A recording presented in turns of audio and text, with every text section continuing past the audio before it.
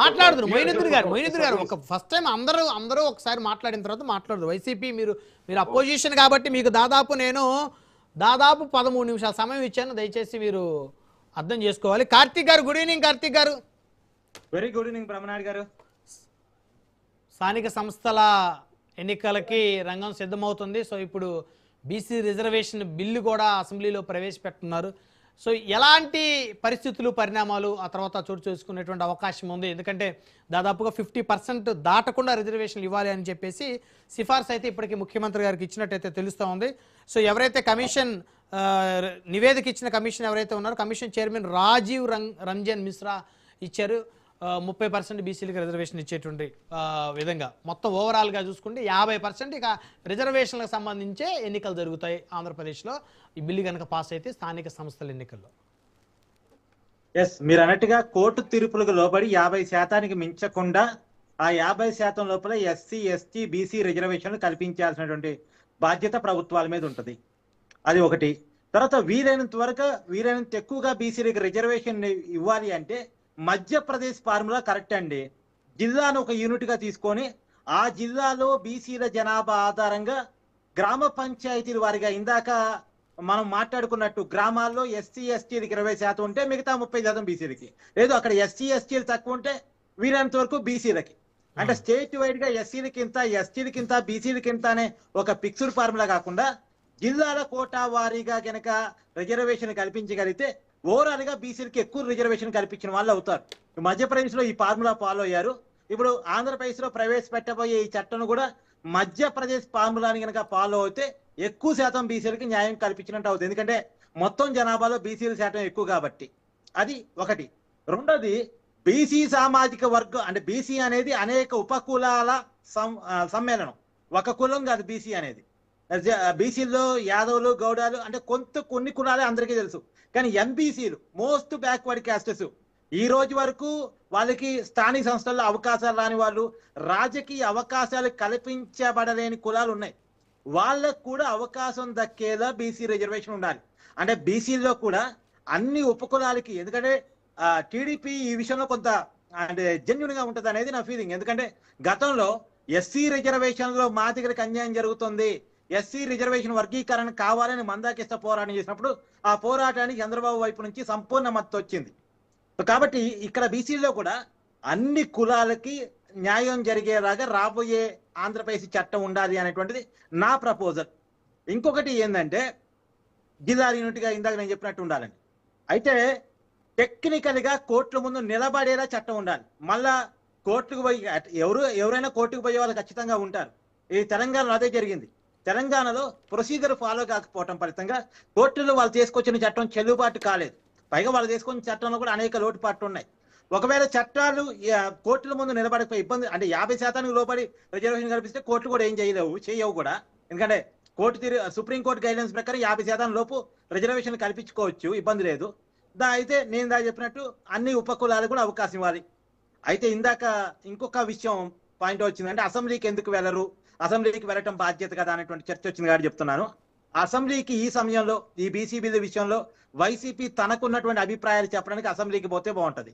ఇక ప్రతిపక్ష హోదా సమయం అంటారా? ఇప్పుడు మీరు మీ డిబేట్ పిలిచారండి, డిబేట్ పిలిచేటప్పుడే ముందు నన్ను మాట్లాడించాలి, నేను మాట్లాడినంతసేపు మాట్లాడించాలని పిలిస్తే ఎలా ఉంటుంది చెప్పండి?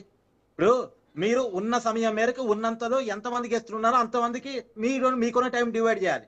అంతేగాని నేను మాట్లాడగలను, గంటైనా మాట్లాడగలను, నేను మాట్లాడేంత సమయం ఇవ్వాలి అంటే అది కరెక్టా? ఇంకోటి, అసలు ఎంత సమయం ఇస్తారనేది నువ్వు అసెంబ్లీకి పోతే కదా తెలిసేది. అసెంబ్లీకి పోకుండా నీకెంత సమయం ఇస్తారని ముందట్టి చెప్తారు. ఇక ప్రతిపక్ష హోదా అంటారా? ఇప్పుడు 2014లో జగన్మోహన్ రెడ్డికి ప్రతిపక్ష నాయకుడు హోదా ఇచ్చింది ఎవరు? ప్రజలు కదా. అవును. ఆ రోజు కోడేరు శివప్రసాద్ రావు గారు స్పీకర్ గా ఉన్నారు, ఆయన ఇవ్వలేదు కదా. ముఖ్యమంత్రి చంద్రబాబు నాయుడు గారు ఆయన ఇవ్వలేదు కదా. గవర్నర్ గారు ఇవ్వలేదు కదా, నరసింహన్ గారు. ఇచ్చింది ఆ రోజు ఎవరు? ప్రజలు ఇచ్చారు. 67 సీట్లు ఇవ్వటం వల్ల ఆటోమేటిక్ గా ప్రతిపక్ష నాయకుడు జగన్మోహన్ రెడ్డి అయ్యాడు. 2019లో జగన్ ముఖ్యమంత్రి ఎలా అయ్యాడు? ఎవరు చేశారు ముఖ్యమంత్రిగా? గవర్నర్ చేశారా? గవర్నర్ టెక్నికల్ గా ప్రమాణ స్వీకారం మాత్రమే చేపించాడు. ముఖ్యమంత్రి చేసింది ప్రజలు 151 సీట్లు ఇచ్చారు కాబట్టి ప్రజలు ఇచ్చిన సీట్ల మేరకు జగన్మోహన్ రెడ్డి ముఖ్యమంత్రి అయ్యాడు. మొన్న ప్రతిపక్ష హోదాకు దక్కకుండా ముఖ్యమంత్రి పదవిని కోల్పోయింది ప్రజల చేత కదా. ప్రజలు కదా అధికారాన్ని తిరస్కరించింది. ప్రతిపక్ష హోదా ఇవ్వండి, ప్రజలు ఇవ్వని హోదాని జగన్మోహన్ రెడ్డి అడగటం ఏంటి? 2014లో పార్లమెంట్ లోక్సభే కదా, లోక్సభ సంప్రదాయాలనే కదా మనం అసెంబ్లీకి కూడా ఫాలో అయ్యేది. 2014లో కాంగ్రెస్ పార్టీకి పార్లమెంట్ ప్రతిపక్ష హోదా లేదు.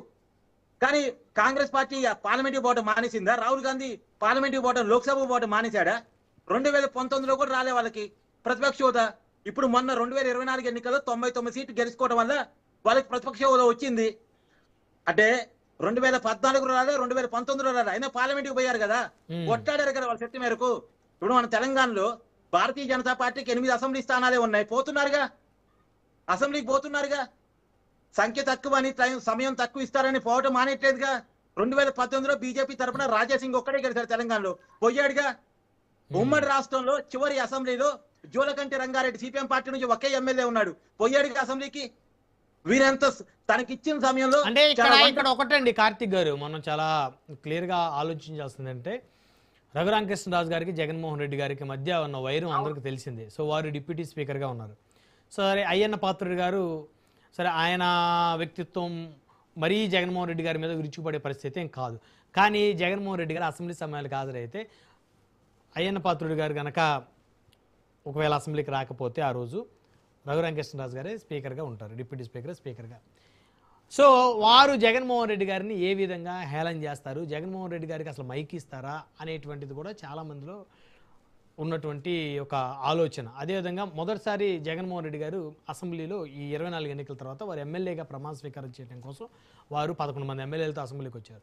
వారు ప్రమాణ స్వీకారం చేసేటప్పుడు కొంతమంది ఎమ్మెల్యేలు చాలా హేళనగా నవ్వినటువంటి ఆ సందర్భం ఒకసారి మర్చిపోయారా? సో బహుశా అందుకనే మరి ఆయన వెనకడుగు వేస్తున్నారేమో, ఆయన్ని అవమానిస్తారని, సో ఆయన్ని హేళన చేస్తారని, సమయం ఇవ్వకుండా ఇబ్బంది పెడతారని బహుశా వారు ఏమైనా ఆలోచిస్తున్నారేమో. ఒకవేళ బ్రహ్మనాయుడు గారు నిజంగా అవహేళన చేశారనుకోండి, హేళన చేశారనుకోండి, అది లైవ్ కదా, ప్రజలు చూస్తారు కదా, దానివల్ల జగన్మోహన్ రెడ్డి సానుభూతి కదా. హేళన చేస్తే ప్రజలు యాక్సెప్ట్ చేయరండి. గతంలో చంద్రబాబు నాయుడిని హేళన చేశారని ప్రజలు జగన్మోహన్ రెడ్డికి వ్యతిరేకంగా తిరుగుబాటు చేశారు కదా, చంద్రబాబు నాయుడికి సానుభూతి వచ్చింది కదా ఆ రోజు. నిజంగా వాళ్ళు చేసిన తప్పే ఇప్పుడు కూటమి కూడా చేసింది అనుకోండి, ప్రజలు ఊరుకోరు. ప్రజలేమి పిచ్చోళ్ళు కాదు కదా, అది లైవ్ లో టెలికాస్ట్ కదా, అన్నిటి మీ రాజు న్యూస్ సహా అందరూ టెలికాస్ట్ చేస్తారు అసెంబ్లీని, అందరు జనాలు చూస్తారు. జనాలు చూసినప్పుడు జగన్మోహన్ రెడ్డి కావాలని అవహేళన చేస్తున్నారు, అతను మాట్లాడుతుంటే మైక్ కట్ చేస్తున్నారు, అతను గొంతు నొక్కేస్తున్నారు అనుకోండి, ఆటోమేటిక్ గా ప్రజలు చూస్తారు. ప్రజలు కావాల్సిన టైంలో ఎవరికి బుద్ధి చెప్పాలో వాళ్ళకి ఆ బుద్ధి చెప్తారు. ఆ గతంలో జగన్మోహన్ రెడ్డి గారు చెప్పినట్టు. ఇప్పుడు కొడాలి నాని నోటికి వచ్చినట్టు విడిచిపడ్డాడు, ఎమ్మెల్యే కూడా ఓడిపోయాడుగా. ఆర్కే రోజా, ఇప్పుడు బూతులు గతంలో తిట్టిన వాళ్ళంతా కూడా ఇప్పుడు ఎమ్మెల్యేలకు ఓడిపోయారు. ఎందుకు? వాళ్ళ నోటితోనే ప్రజలు ఇష్టపడలేదు కాబట్టి ప్రజలు సరైన టైంలో రెస్పాండ్ అవుతారు. అది పట్టుకు నన్ను అవహేళన చేస్తారు కదా, నన్ను అవమానిస్తారు కదా అని మనం పోకపోతే ఎట్టండి? మన బాధ్యతగా మనం పోవాలి. జీతం తీసుకున్నారుగా జగన్మోహన్ రెడ్డి గారు, ఒక్కరు తీసుకోవట్లేదు, మిగతా వాళ్ళంతా తీసుకున్నారుగా, అలవెన్సులు తీసుకుంటున్నారుగా, ప్రోటోకాల్ తీసుకుంటున్నారుగా, రాయితీలు తీసుకుంటున్నారుగా, సెక్యూరిటీ తీసుకుంటున్నారుగా. వాళ్ళు అవన్నీ తీసుకుంటున్నారు. కానీ గ్రౌండ్ లో మేము ప్రజల కోసం మాట్లాడుతున్నాము, ఫైట్ చేస్తున్నాము, నియోజకవర్గాల్లో ప్రజలకి అండగా రాజీనామా చేయమనండి, ఎమ్మెల్యే పదవులకు రాజీనామా చేయమనండి. అదే చెప్పండి ప్రజలకు. మేము ఇప్పుడు ఇందాక చెప్పారు మాకు బలం విపరీతంగా పెరిగింది, చంద్రబాబు నాయుడు దగ్గర కూడా సర్వే వచ్చింది అన్నారు కదా. విపరీతంగా బలం పెరిగినప్పుడు ఆ 11 మంది రాజీనామాలు చేసి మేము ఈ కారణాలు వచ్చి అసెంబ్లీకి వెళ్ళట్లేదు, మేము అసెంబ్లీకి వెళ్ళంగానే మాకు జీతాలు కావాలి, మేము అసెంబ్లీకి వెళ్ళంగానే మాకు ఎమ్మెల్యే స్టిక్కర్ మాకు కారు కావాలి, మేము అసెంబ్లీకి వెళ్ళంగానే మాకు 2+2 గన్మెన్ కావాలి, మేము అసెంబ్లీకి వెళ్ళంగానే మాకు ప్రోటోకాల్ కావాలి అని చెప్పనండి. ప్రజలు యాక్సెప్ట్ చేస్తే ఓకే. ప్రజాస్వామ్యం అంతిమం ప్రజలే, ఎవరికి ఏ పదవి ఇవ్వాలి అంతిమంగా ప్రజలే. వెళ్ళమనండి. మరి అలా రాజీనామా చేసే అవకాశం వైసీపీ వాళ్ళకి ఉంది. మరి రాజీనామా చేసి ప్రజలకు ఆ మాట చెప్పనండి. మొయినుద్దీన్ గారు మీరు ఎందుకో సైలెంట్ అయిపోయారు, వారిని ప్రశ్నలు వేస్తా ఉంటే.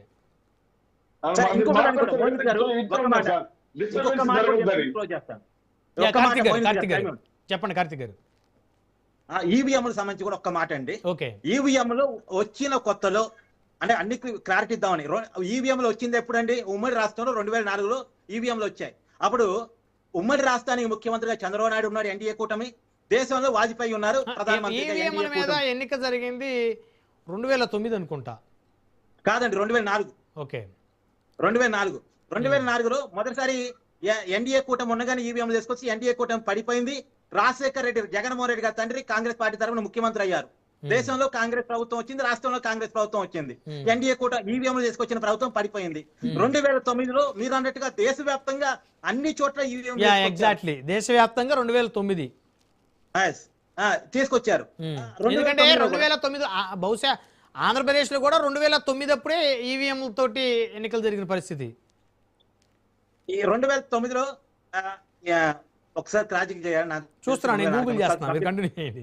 Subject corruption. ఓకే, 2009లో కూడా తిరిగి రాజశేఖర రెడ్డి గారు ఈవీఎంల ద్వారా ముఖ్యమంత్రి అయ్యారు. పైన కాంగ్రెస్ పార్టీ మళ్ళీ సెకండ్ టైం మన్మోహన్ సింగ్ గారు ప్రధానమంత్రి అయ్యారు. మళ్ళా 2014లో సరే ఇక రాష్ట్రం విడిపోయింది, మళ్ళా దేశంలో ఎన్డీఏ గవర్నమెంట్ వచ్చింది. ఇక్కడ రాష్ట్రాల వారీగా ఇక్కడ టీఆర్ఎస్ తెలంగాణ సాధించుకున్న పార్టీ వచ్చింది, అక్కడేమో చంద్రబాబు గారి ప్రభుత్వం అధికారంలోకి వచ్చింది. 2019లో ఇదే ఈవీఎంల ద్వారా జగన్మోహన్ రెడ్డి 151 సీట్లు సంపాదించాడుగా. అప్పుడు ఈవీఎంలు కరెక్ట్. అప్పుడు తెలుగుదేశం పార్టీ ఈవీఎం మీద కొన్ని అనుమానాలు లేవనెత్తే మాలాంటి వాళ్ళని చెప్పినాం, ఈవీఎంలతోనే 2014 అధికారంలోకి వచ్చారు కదా, మీరెట్టి అనుమానాలు జగన్మోహన్ రెడ్డి గారిని అప్పుడు మీరు అందరూ కూడా కొంతమంది అనలిస్టులు, టీడీపీ వాళ్ళు, జనసేన వాళ్ళు, వీళ్ళందరూ కూడా జగన్మోహన్ రెడ్డి గారిని ఈవీఎం సీఎం అని చెప్పేసి రోజు ట్రోల్ చేసేవారు 2019-14 మధ్యలో. నేనైతే చెప్పాను ఆ రోజు కూడా చెప్పాను, ఈవీఎంలో ఏముండదు, ప్రజల మైండ్ లోనే ఉంటుంది. ఆ రోజు జగన్మోహన్ రెడ్డికి పాజిటివ్ వే ఉంది, ఉన్నమాట వాస్తవం అనే విషయాన్ని నేను చెప్పాను. తర్వాత మొన్న 2024 ఎన్నికల్లో అయితే చాలా క్లియర్ గా చెప్తానండి, ఇప్పుడు ఈవీఎంలు తీసుకొస్తే ఎవరికి బెనిఫిట్ వచ్చేదారు తీసుకొచ్చుకుంటారు, ఎన్డీఏ ప్రభుత్వానికి, మోడీ ప్రభుత్వానికి. కానీ మోడీ గారి ప్రభుత్వానికి 60 సీట్లు తగ్గాయి. దాదాపు కేంద్ర మంత్రులు అనేక మంది ఓడిపోయారు. మోడీ గారి మెజార్టీ వారణాసిలో తగ్గింది. ఉత్తరప్రదేశ్ రాష్ట్రంలో మోడీ గారు పోటీ చేసిన రాష్ట్రంలో ఎన్డీఏ కూటమి కంటే ఇండీ కూటమికి ఎక్కువ సీట్లు వచ్చాయి. రాహుల్ గాంధీ గారు ఉత్తరప్రదేశ్ లో 2019లో ఓడిపోయారు. మొన్న అదే ఉత్తరప్రదేశ్ రాష్ట్రం నుంచి ఎంపీగా గెలిచారు. ఎట సాధ్యమైందండి? రాహుల్ గాంధీ గారు 2 చోట్ల నిలబడితే 2 చోట్ల ఎంపీగా గెలిచారు. ఒక చోట రాజీనామా చేస్తే కేరళలో వాయనాడ్ నుంచి మరి అక్కడి నుంచి ప్రియాంక గాంధీ గారు పోటీ చేసి గెలిచారు. ఈవీఎంలు మేనేజ్ అయితే జరిగిద్దా? మోడీ గారి మెజార్టీ తగ్గిద్దా? బీజేపీకి 60 సీట్లు తగ్గుతాయా? రాహుల్ గాంధీకి ఇప్పుడు 2014, 2019లో కాంగ్రెస్ పార్టీ సీట్లు తక్కువ, కానీ మొన్న 99 సీట్లు వచ్చి ప్రతిపక్ష హోదా కూడా వచ్చింది రాహుల్ గాంధీకి. కాంగ్రెస్ పార్టీ సీట్లు ఎందుకు పెరిగాయి? బీజేపీ పార్టీ సీట్లు ఎందుకు తగ్గాయి? మోడీ గారి మెజార్టీ ఎందుకు తగ్గింది? ఉత్తరప్రదేశ్ లో నెగిటివ్ రిజల్ట్ ఎందుకు వచ్చింది? ఇది జరగదుగా.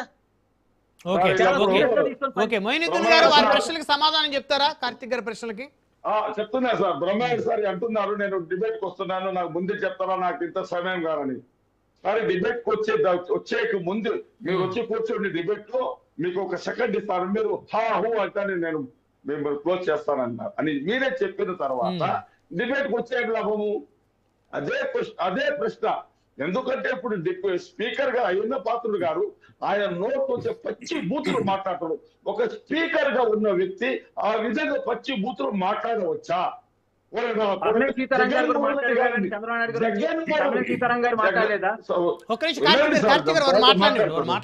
మీరు మాట్లాడు. జగన్మోహన్ రెడ్డి గారిని నీచాతినిచ్చగా మాట్లాడారు సార్. మొన్న ఈ మధ్యనే అతని స్పీకరు ఒక డప్పు వాయిద్య గారు తెల్లుమని చెప్ప మీద కొట్టాడు సార్. తర్వాత ఆయన ఎవరైతే దెబ్బలు తిన్నాయన ఆయన వచ్చి ఆయన కూడా చెప్పి, ఎన్నో సంవత్సరాల నుంచి వాళ్ళ ఫ్యామిలీతో ఉంటున్నాం, ఏదో ఆయన మొదటి నుంచి కూడా మాతోటి అలానే